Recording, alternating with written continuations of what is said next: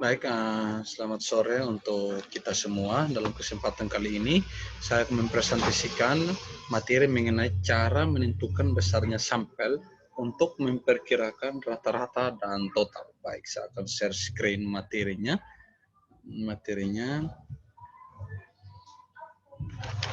Baik, ini materinya cara menentukan besarnya sampel untuk memperkirakan rata-rata dan total. Kuantitas informasi dalam suatu sampel kelompok dipengaruhi oleh dua faktor, yaitu banyaknya kelompok dan yang kedua banyaknya elemen.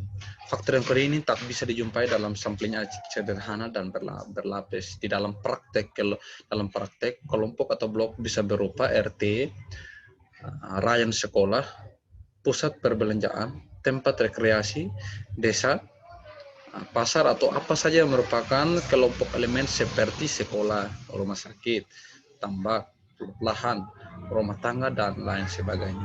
Misalnya, besarnya kelompok sudah ditentukan sebelumnya. Persoalan yang timbul adalah berapa besarnya sampel kelompok, yaitu banyaknya kelompok yang harus dipilih atau sebanyak N, dan N besar kelompok. Kalau kita ingin membuat perkiraan rata-rata dan total. Dari rumus sebelumnya kita peroleh bahwa S kuadrat X bar sama dengan N besar kuadrat N kecil per dengan N kecil kali N besar kali dengan M bar kuadrat kali dengan SK kuadrat, di mana SK kuadrat sama dengan 1 per N kurang 1.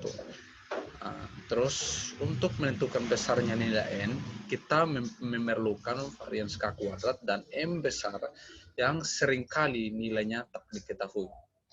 Untuk memecahkan persoalan ini, kita harus mengambil sampel sementara sebanyak N kelompok. Kemudian kita hitung S kuadrat K-nya dan M sebagai perkiraan. Usahakan N minimal 10 atau kalau populasinya lebih dari 10 kelompok. Karena besarnya N tergantung pada kesalahan sampling yang akan ditolerir sebagai ukuran tingkat ketelitian dan tingkat keyakinan, maka berdasarkan hal ini kita peroleh persamaan B sama dengan B atas kesalahan sampling yang ditolerir, yaitu B sama dengan 2 kali dengan S X bar.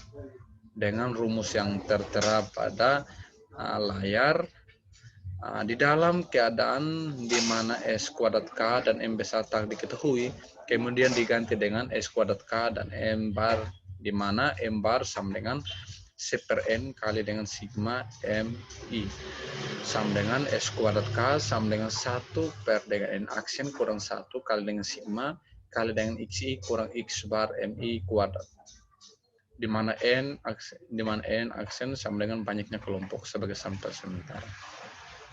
Nah, contoh soal 6.6 yaitu, misalkan berdasarkan data dari contoh soal, kita akan menentukan besarnya sampel atau nilai N untuk membuat perkiraan rata-rata penghasilan remaja kalau kesalahan sampling yang ditolerir sebesar 500 SMU dan tingkat keyakinan 95%.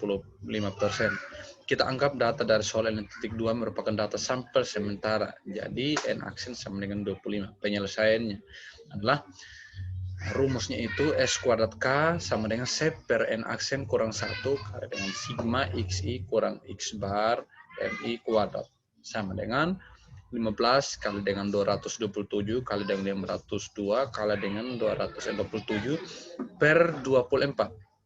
Hasilnya itu 634,479,260. M bar diperkirakan dengan M bar kecil sama dengan 6,04 dengan D-nya itu B kuadrat M bar kuadrat per 4 sama dengan 500 kuadrat kali dengan 6,04 kuadrat per dengan 4, di mana hasilnya itu 62,500 kali dengan 6,04 kuadrat.